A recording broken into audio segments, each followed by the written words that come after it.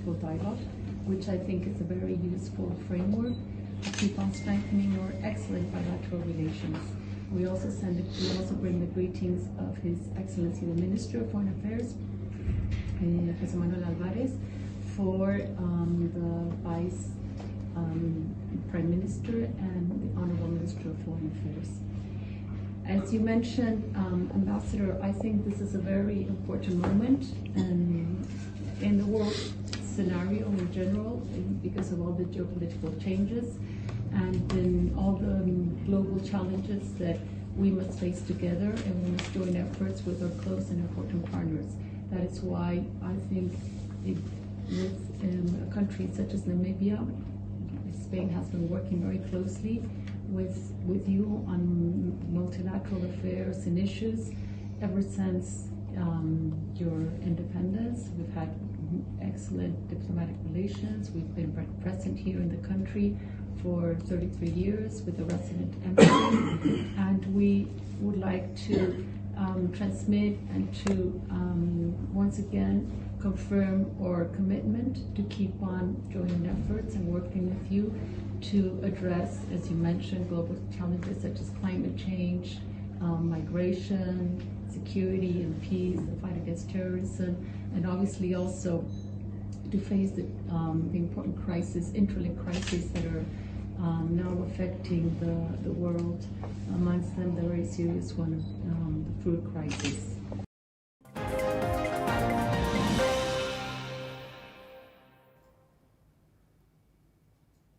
Cabinet, through Finance Minister Ipumbu Shimi, has been accused of bullying NamPower to discontinue the suspension of electricity and to never suspend the supply of provision of utilities to various defaulting local authorities as means to expedite revenue collection. NamPower had initially ignored a cabinet directive from Shimi not to interrupt the electricity supply of defaulting customers and had gone ahead last week Monday. At the time, NamPower Managing Director Simpson Haulofu said the power company's board decided to proceed with its disconnection plan as outlined in its debt collection plan. After due consideration, the board of directors unanimously decided to exercise its fiduciary responsibilities towards the company and to protect the interests of the company and stakeholders, Haulofu said.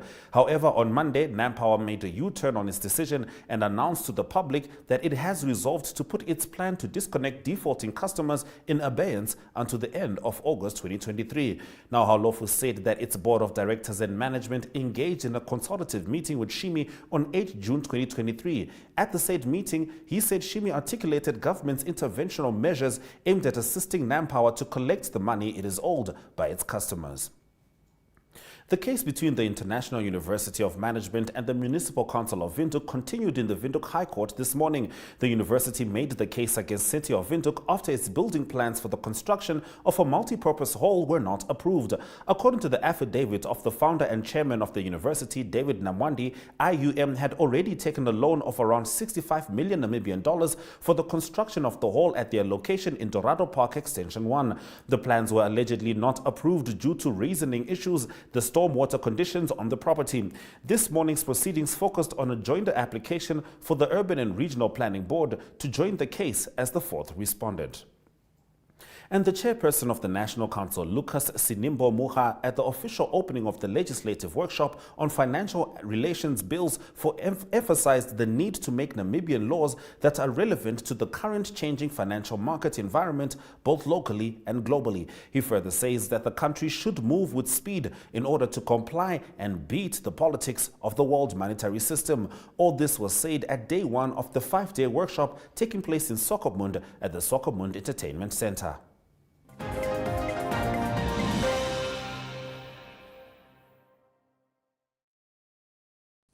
We are gathered here this week in order to be taken through the summary explanation of the proposed amendment and new bills that were identified after the grace listing of Namibia.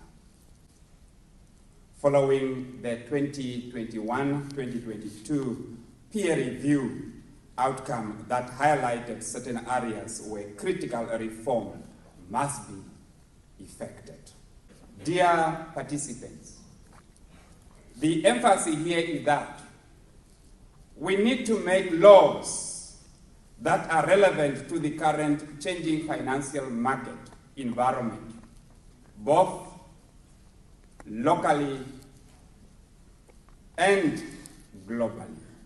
We have to move with speed in order to comply and beat the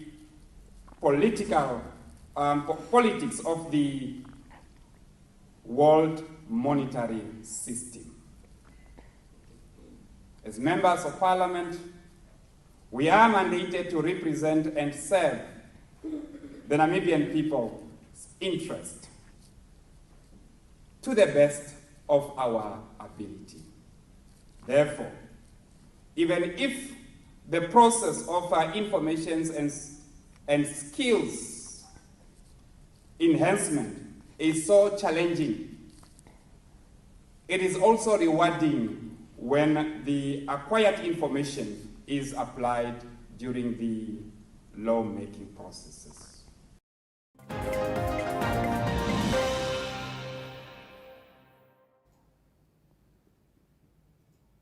Police in the Erongo region have raised concerns about the escalating number of suicides. More on this in Community Talk after the break.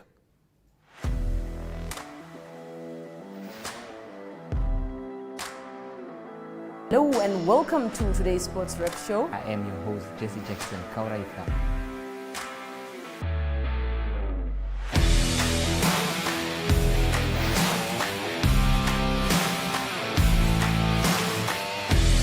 In replay, Namibia, who had won the toss for the first time on this tour. Good day everyone, time for international sports news, starting off with tennis news, both on the WTA for women's and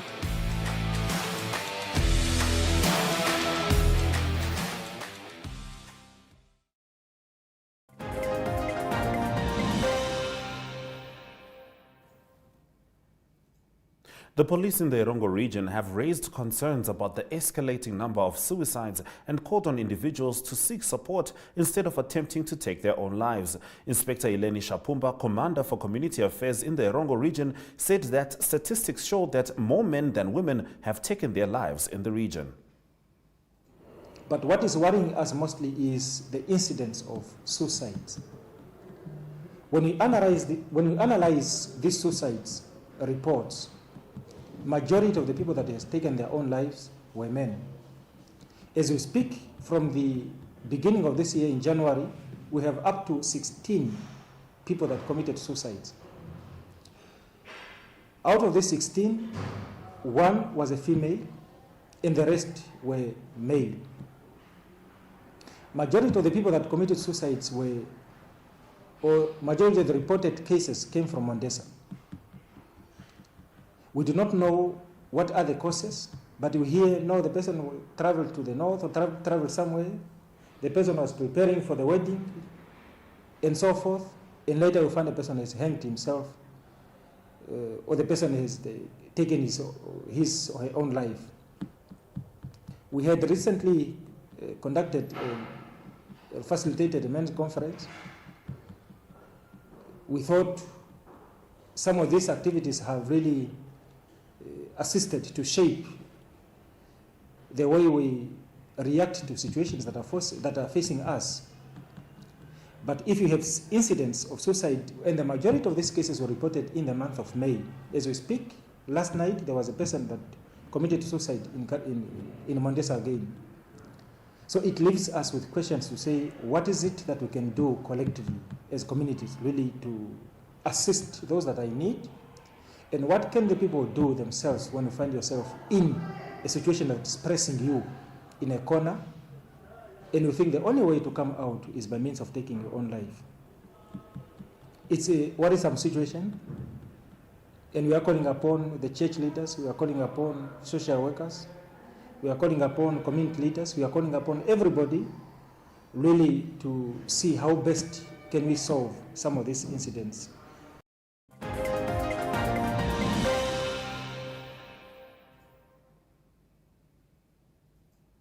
The social worker dealing with the case of a 9-year-old girl at Otambo ya Kawali in Oshikoto region who was allegedly abused and changed by her guardians said she has found a a new home. We'll be looking at that in Story of the Day.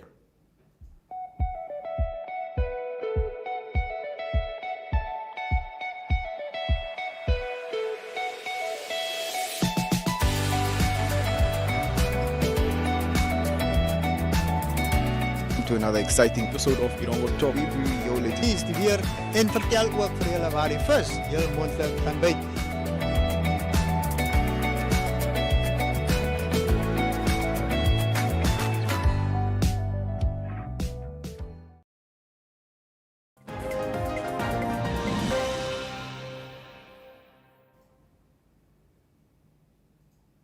The social worker dealing with the case of a 9-year-old girl at Otambo ya Kawali in Oshikoto region who was allegedly abused and chained by her guardians said she has found a new home. Naomi Mutikisha, a social worker dealing with the victim's case, was at pains to divulge more information to Namibian Sana, worrying that it may be detrimental to the victim's case.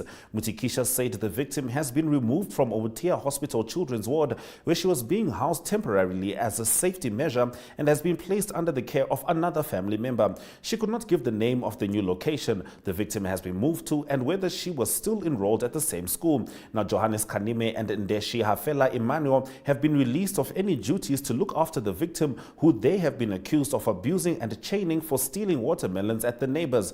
Kanime, 94, and Emmanuel, 56, have been released on warning and await their next appearance. The two said the victim has been problematic for a long time, that they also have a case at the traditional court after the victim allegedly released poo at one of the neighbors' houses. Now, Helena Ipinga, the school principal of the Oshalongo Primary School, where the victim is attending school, said although the victim is accused of stealing and being an unruly child, she has not observed such behavior on the victim while at school. She said the victim has also never stolen anything from the school or her personal home, where the victim sometimes seeks refuge.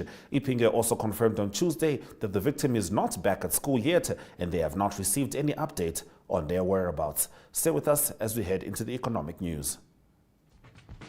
Welcome to My.NA Cars, your ultimate destination for everything automotive. I am your host, Diana Master. Teamwork makes the dream work, right? Discover the latest models, innovative technologies, and expert insights from our passionate hosts. Learn essential maintenance tips and get exclusive behind-the-scenes access to the automotive industry. Don't miss My.NA Cars on NTV every Thursday at 2100 hours. Tune in and ignite your passion for automobiles.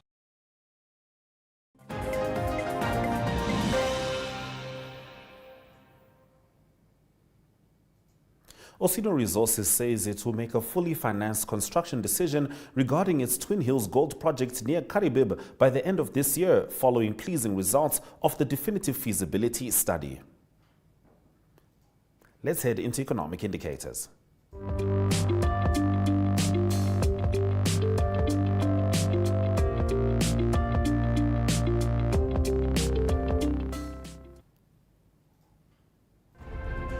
The Namibian dollar trades at 18.57 next to the US dollar, with 20.05 Namibian dollars getting you €1, and 1 Chinese yuan costs you 2.59 Namibian dollars.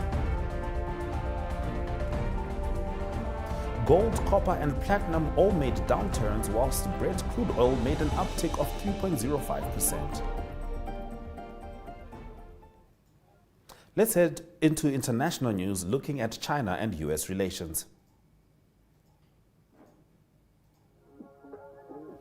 We are so excited to be kickstarting your morning with entertainment. Everything was happening during this past weekend. Yes. Exciting news. Wow, no, she was killing it already. In my opinion, I don't see anything wrong with him serving the full term.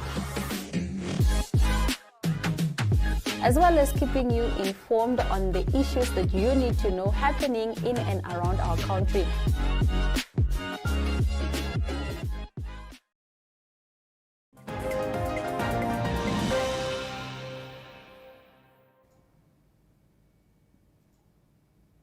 A Chinese state-affiliated social media commentator accused the United States on Tuesday of playing tricks and creating an illusion that it is eager to engage days before an expected visit by U.S. Secretary of State Antony Blinken. The lead-up to the high-stakes visit has been marred by new U.S. accusations of Chinese spying and scathing Chinese questioning of Washington's sincerity in improving badly frayed ties. Let's have a look at the weather predictions. Oshakati and Ruakana are both sunny with a minimum of 12 degrees, whilst Khobabis is expecting a maximum of 25 degrees. We can expect clear and sunny days with temperatures varying between 7 degrees and approximately 30 degrees in all of northern Namibia. In the southern coastal Namibia, the day is also expected to be clear with temperatures ranging from around 7 degrees to 26 degrees Celsius. Coastal areas will have cooler temperatures with a light breeze. There is no rain forecasted for the regions. Stay with us as we return shortly. Welcome to My.NA Cars, your ultimate destination for everything automotive. I am your host, Diana Master. Teamwork makes the dream work, right? Discover the latest models, innovative technologies, and expert insights from our passionate hosts. Learn essential maintenance tips and get exclusive behind-the-scenes access to the automotive industry. Don't miss My.NA Cars on NTV every Thursday at 2100 hours. Tune in and ignite your passion for automobiles.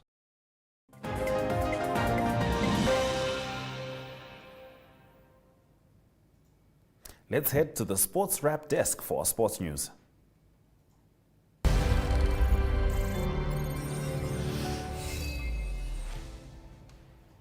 Good evening and welcome to your sports section of Sunset News. I am Jesse Jackson Kauraitha, your host for tonight. In an effort to empower women's football on the continent, the Confederation of African Football CAF has thrown a spanner in the works for football clubs by making it mandatory for them to have women's teams in order to participate in the 2023-24 Champions League and Confederations Cup competitions. CAF has set a deadline of 30 June for clubs to comply with the new requirement, which Stars are allegedly considering to fulfill. Stars director Solomon Hay dismissed this rumor, however, stating that they do not want to speak solely about one requirement set by CAF for competition eligibility. The third Bank Windhoek Fistball League match day will be played on Saturday in Windhoek at the Cohen Fistball Club. The league has 18 registered teams and this round is the biggest to date. Sport Club Windhoek has registered 12 teams, while Swakopmund Fistball Club has registered 3 and Cohen Fistball Club are sending in 2 teams as they hunt for points. In the National League A, CFC1 are currently at the top with 18 points.